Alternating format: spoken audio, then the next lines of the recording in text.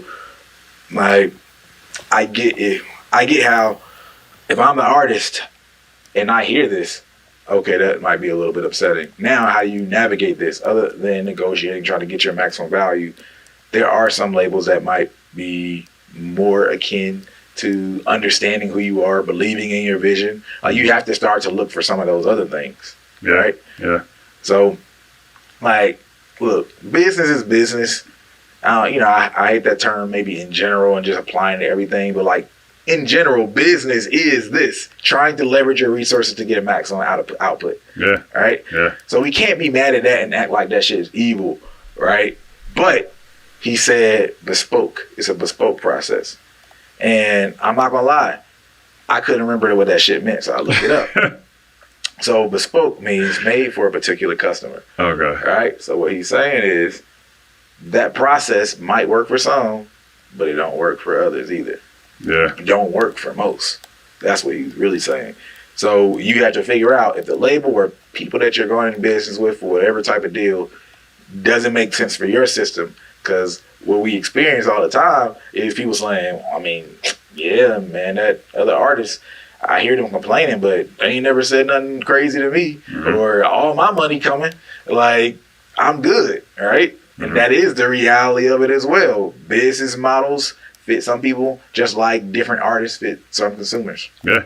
I can't remember who we was talking to recently that broke it down, like sports terminology, right? It was like some players do better in a different team system than another team, right? Their play style ends up kind of changing. Yep. Or the play style fits them as a player a lot better for whatever reason.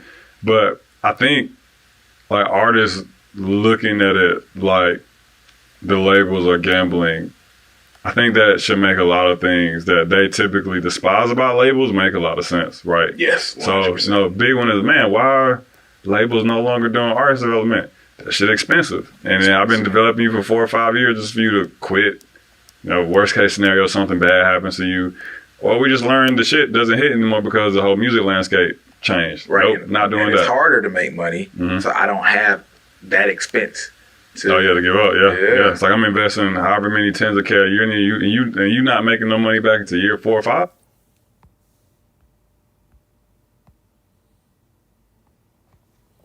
They fronted. They saw how I was maneuvering. They had to do something about it.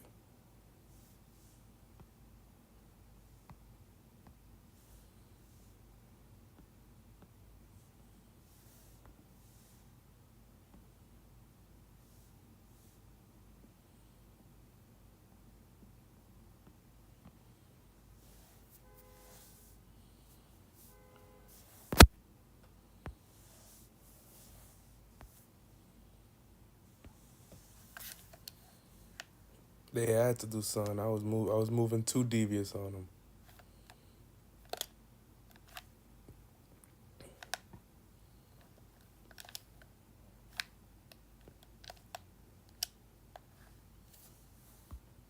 I'd rather catch you at year 4 or 5. You know what I'm saying? Like, to be real, right? So 100%. they get the gripe for like, signing viral acts. But it's like the viral act, while yes, there's still a risk, they have a bit more proof of concept than you that doesn't. So in their minds, it's a safer bet, right? Hey, he already got 1 million followers. You know what I'm saying? He already got a song with 10 million streams on it. He already got a content infrastructure and a team.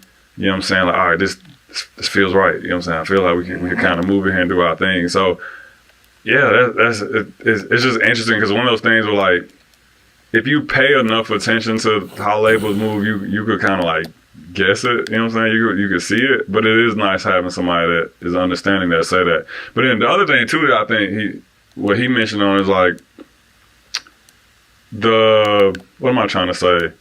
I guess so like the human aspect of it, right? At the end of the day, these labels, these companies, these whatever people you look up to, but they're just headed by a person. And sometimes people make bets not off of like what they think is the best thing or what, you know what I'm saying, they think has the potential to do really well. Sometimes they invest in things because their friend told them about it and they really want to help their friend, right? How many times have you ever seen an artist that you be like, man, why is this motherfucker getting so much attention, man. I personally feel like he's trash. And then you learn that him and the head of somebody are like childhood best friends, like grew up or something, right? They got like a pact or a bond that's deeper than just the business relationship, right? Yep.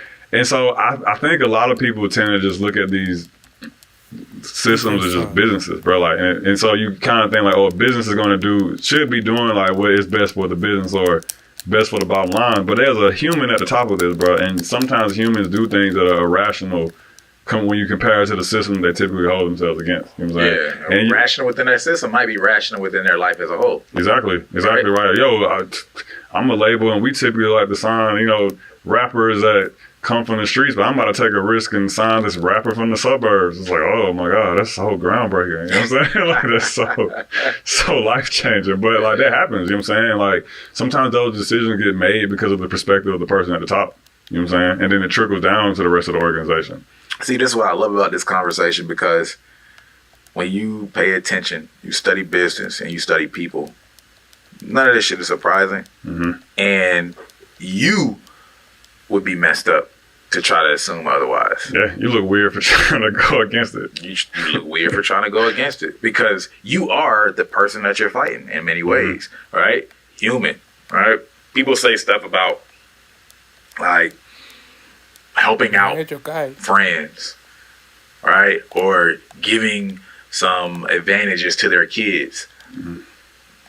Wouldn't you do that shit? Yeah. Or it's like, you think you're the only one thinking that? Yeah, why in the fuck would I make all this money to not lessen some of the struggles of my family? We're not talking about like spoiling or putting on and giving shit that maybe they straight up don't deserve. And like you have zero talent, and then I wouldn't lie to my kid and be like, dang, bro, you can sing and you can't sing. You know what I mean?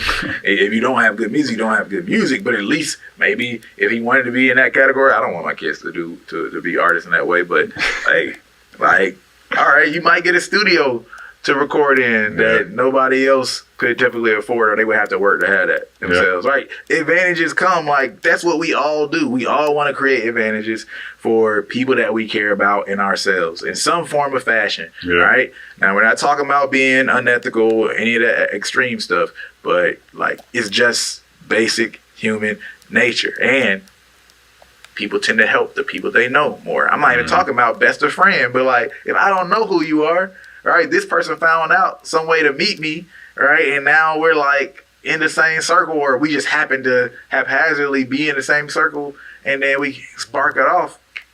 Cool, right? And friends happen to